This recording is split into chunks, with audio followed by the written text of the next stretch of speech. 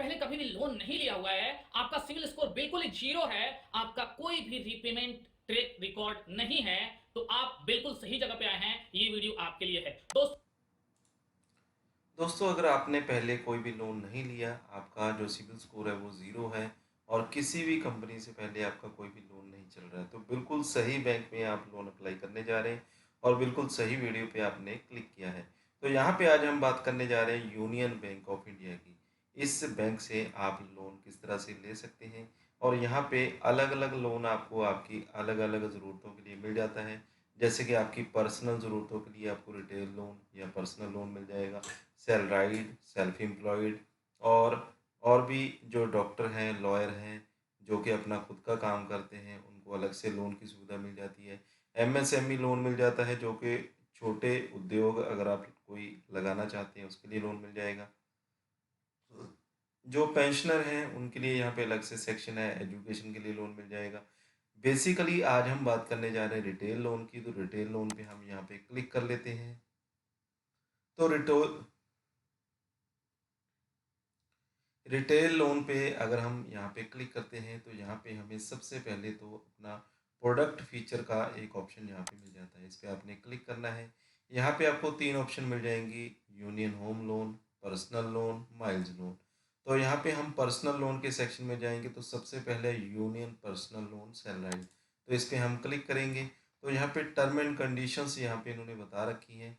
तो सबसे पहले तो हम उनके बारे में जान लेते हैं, कौन कौन लोग यहाँ पे लोन ले सकते हैं, क्या एलिजिबिलिटी क्राइटेरिया यहाँ पे रहने वाला है।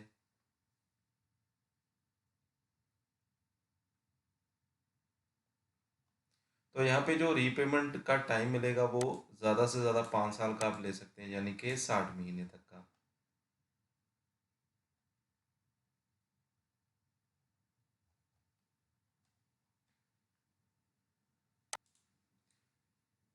तो यहाँ पे पर्सनल ज़रूरतों के लिए आपको यहाँ पे मैरिज के लिए लोन मिल जाएगा, परचेजिंग करनी है आपने कंज्यूमर ड्यूरेबल यानी कि इलेक्ट्रॉनिक गैजेट्स की, ट्रैवल के लिए लोन चाहिए, हॉलिडे के लिए चाहिए, तो यहाँ पे आपको मिल जाएगा। इसके बाद यहाँ पे आपको एलिजिबिलिटी जो रहेगी, scheme A tie up, scheme B tie up, इसके बारे में हम देखेंगे इसमें क्या रहेगा। Permanent confirmed employees of reputed private institute, यानी कि जो प्राइवेट इंस्टीट्यूट में काम करते हैं ऑर्गेनाइजेशन इन इंडिया, इंडिया में किसी भी प्राइवेट सेक्टर में काम करते हैं, वो यहाँ पे लोन ले सकते हैं। स्कीम बी में यहाँ पे कन्फर्म्ड एम्प्लॉयज़ जो हैं इंस्टीट्यूट में,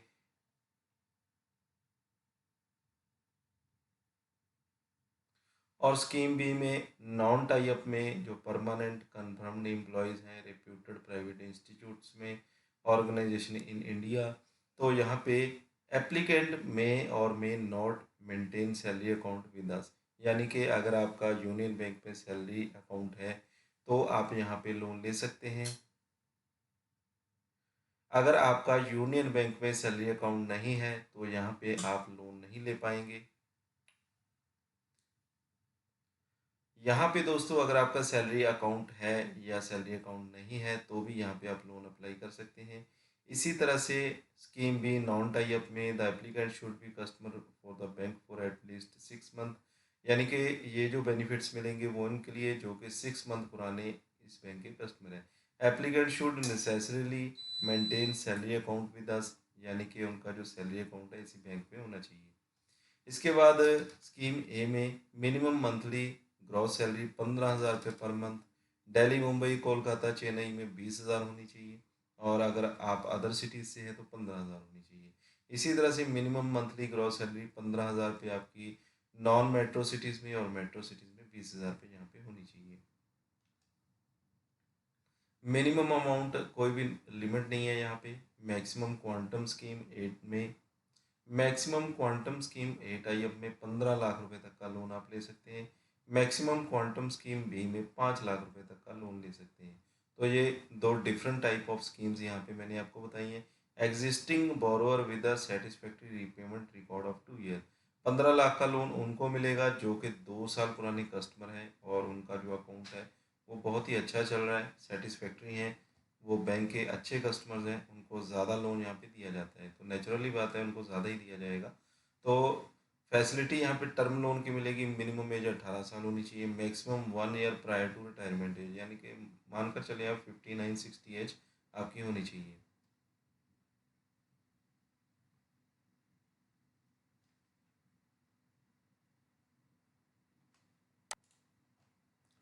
इसके बाद दोस्तों हम अगला सेक्शन यहाँ पे देख लेते हैं जो कि नॉन सैलराइड है। ये तो हो गई थी सैलराइड की बात।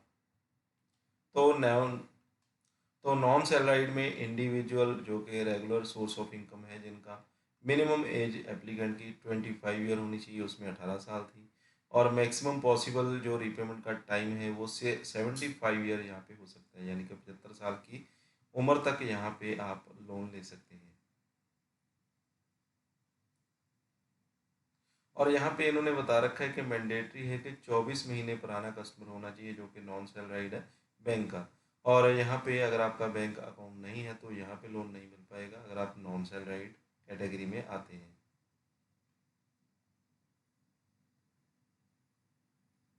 और यहाँ पे एक और कंडीशन है कि 25,000 रुपये आपको मेंटेन रखने पड़ेंगे अपने अकाउंट में एवरी क्वार्टर, यानी कि 3 महीने में 25,000 का मेंटेनेंस आपको दिखाना होगा। और 4 क्वार्टर्स आपके जो हैं वो आपके सेटिस्फैक्ट्री होने चाहिए, यानी कि 1 साल का आपका जो ट्रैक रिकॉर्ड है बैलेंस मेंटेनिंग का वो अच्छा होना चाहिए। और ये भी एक टर्म लोन है, मिनिमम अमाउंट नो लिमिट है, मैक्सिमम अमाउंट यहाँ पे आपकी capacity, maximum quantum of loan पर इंडिविजुअल, यानी कि आपकी ट्रांजैक्शन पे डिपेंड करता है। 5 लाख तक का लोन यहाँ पे मिल जाएगा न्यू और फर्स्ट टाइम बोरोवर के लिए, यानी कि इतना तो मिल ही जाएगा। इससे ज़्यादा के लिए आपको आपका जो रिकॉर्ड है अच्छा होना चाहिए। एग्जिस्टिंग बोरोवर सेटिस्फैक्ट्री रीपेमेंट आपका 2 साल का है तो 15 लाख का लोन ये भी ले सकते हैं अगर आप नॉन सैलराइड कैटेगरी में आते हैं। और जो रीपेमेंट का टाइम है मैक्सिमम आपको 5 साल का मिल जाएगा, यानी कि 60 महीने का। और अप टू एज यानी कि 75 ईयर तक कोई भी यहाँ पे लोन ले सकता है। कोई भी सिक्योरिटी यहाँ पे डिपॉजिट करने की ज़रूरत नहीं है। और subject to the condition that spouse of the applicant must join as a co applicant, यानी कि अगर स्पाउस जिनका यहाँ पे रिकॉर्ड चेक किया जा रहा है उनके स्पाउस यहाँ पे लोन लेना चाहते हैं तो वो भी साथ में अटैच किए जाएंगे, यानी कि उनके रिकॉर्ड के भी यहाँ पे उनके स्पाउस को भी यहाँ पे लोन दिया जा सकता है। और यहाँ पे बता रखा है गारंटी में in case borrower is a single widow divorcee the guarantee of a person having means equivalent to the loan amount, यानी कि गारंटी आपको उतनी ही चाहिए होगी अगर कोई पर्सन सिंगल है कि उतने अमाउंट का ही आपको कुछ ना कुछ देना होगा। ये नॉन सैलराइड कैटेगरी में इन्होंने मेंशन कर रखा है।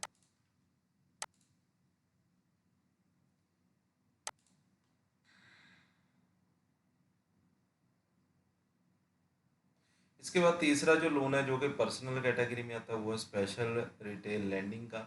तो इसमें यहाँ पे बता रखा है मैरिज के लिए, कंज्यूमर ड्यूरेबल गुड्स के लिए, ट्रैवल हॉलीडेज के लिए आप लोन ले सकते हैं। कंडीशन तकरीबन तकरीबन सेम ही है। और यहाँ पे इन्होंने बता रखा है private permanent government employees central state PSU state central government undertaking defence armed personal ministries, यानी कि ये गवर्नमेंट एम्प्लॉयज़ के लिए स्पेशल लोन यहाँ पे इन्होंने बता रखा है। मिनिमम एज 18 साल होनी चाहिए। और यहाँ पे आपका जो पर्सनल लोन है, और यहाँ पे एम्प्लॉय मेन पर्सन होगा, एप्लीकेंट होगा जो कि लोन यहाँ पे लेगा। एम्प्लॉयज़ मे और may not have salary account, अगर आपका सैलरी अकाउंट है तो भी लोन ले सकते हैं, अदरवाइज आप अगर आपका सैलरी अकाउंट नहीं है तो भी यहाँ पे लोन आप ले सकते हैं इस कैटेगरी में। और यहाँ पे लोन आपका सैंक्शन किया जाएगा as a term loan overdraft. और मिनिमम नॉन लिमिट है, मैक्सिमम 15 लाख रुपए तक का जो गवर्नमेंट एम्प्लॉयज़ हैं उनको लोन यहाँ पे मिल जाएगा।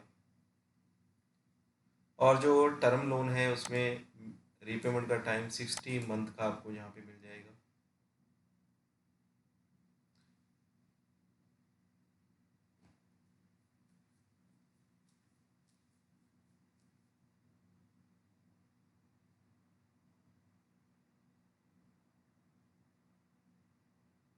और salary to be credit in the OD account every month, आपका जो सैलरी अकाउंट है बैंक के साथ जो है वो रहेगा।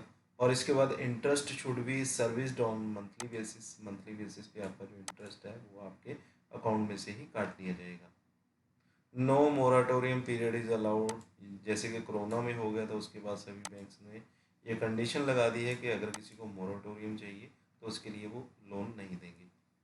और कोई भी सिक्योरिटी या कोई भी सब्जेक्ट टू कुछ भी गिरवी रखने की ज़रूरत यहाँ पे नहीं पड़ेगी। और यहाँ पे भी सेम चीज़ रहेगी, single widows divorcee then personal guarantee of the one of the co employ with sufficient means, यानी कि जो सिंगल पर्सन है उनके लिए थोड़ी कंडीशंस अलग यहाँ पे हो सकती हैं। तो दोस्तों अभी इस लोन को आपको अप्लाई किस तरह से करना है, सबसे पहले तो चेक एलिजिबिलिटी पे हम क्लिक करेंगे।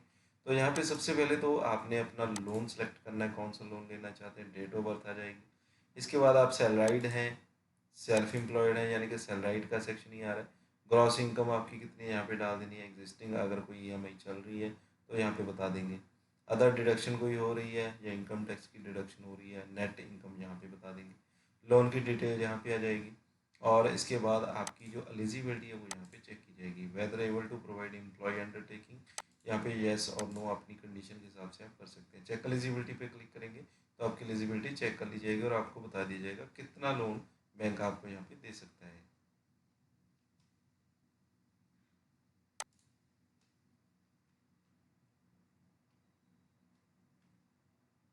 इसके बाद अप्लाई फॉर लोन के लिए यहाँ पे एप्लीकेशन आपको मिल जाएगी, क्लिक हियर इस पे करना है आपने। इसके बाद यहाँ पे do you have existing relationship with bank, अगर आपका अकाउंट है तो येस कर देंगे, अदरवाइज आप नो कर देंगे। और आपका जो टाइप ऑफ लोन है, किस तरह का लोन आप लेना चाहते हैं, टाइप ऑफ एम्प्लॉय आप किस तरह के एम्प्लॉय हैं, और इसके बाद लोन अमाउंट कितना आप लेना चाहते हैं यहाँ पे इस बॉक्स में डाल देंगे। आपका first name, middle name, last name, date of birth यहाँ पे आ जाएगा, जेंडर आपने यहाँ पे सिलेक्ट कर लेना है, जेंडर आपने यहाँ पे सिलेक्ट कर लेना है, मोबाइल नंबर यहाँ पे आ जाएगा, ईमेल आईडी, और इसके बाद आपका रेजिडेंस स्टेटस, मैरिटल स्टेटस, इसके बाद आपकी आइडेंटिटी डिटेल्स, आपका आधार कार्ड का नंबर डाल देना है। वेरीफाई करेंगे आपके आधार नंबर के साथ आपका जो मोबाइल नंबर अटैच होगा उस पर ओटीपी जाएगा, ओटीपी यहाँ पे आपने डाल देना है। इसी तरह से पैन कार्ड डाल देंगे, वेरीफाई कर देंगे। पासपोर्ट नंबर अगर है तो डाल सकते हैं। यहाँ पे भी लाल स्टार, ये रेड कलर के स्टार आपको दिखेंगे, उसको भरना ज़रूरी है, बाकी के सेक्शन आप छोड़ भी सकते हैं। एड्रेस डिटेल दे देनी है आपने, प्रेजेंट एड्रेस आपने यहाँ पे बता देना है, यहाँ पे पूरे सेक्शन आपको मिलेंगे। स्टेट यहाँ पे सिटी, डिस्ट्रिक्ट, पिन कोड आपका क्या है, परमानेंट एड्रेस अगर डिफरेंट है करंट और परमानेंट तो यहाँ पे आप डिफरेंट डाल देंगे, सेम चीज़ रहेगी। एम्प्लॉय डिटेल यहाँ पे आ जाएगी, आपका जो कंपनी है आपकी वो किस तरह की कंपनी है, या आप अपना खुद का बिजनेस करते हैं, कंपनी का name, total year of experience, address यहाँ पे आ जाएगा कंपनी का, state, city, district, pin code, ये चीज़ सेम रहेगी। प्रेफर्ड ब्रांच यहाँ पे बता सकते हैं, अगर आप कहीं और भी रहते हैं या किसी और ब्रांच में प्रेफरेंस आप देना चाहते हैं लोन लेने के लिए तो यहाँ पे ब्रांच का नेम डाल देंगे और सेव पे क्लिक कर देंगे। तो ये आपने फॉर्म यहाँ पे कंप्लीट कर देना है।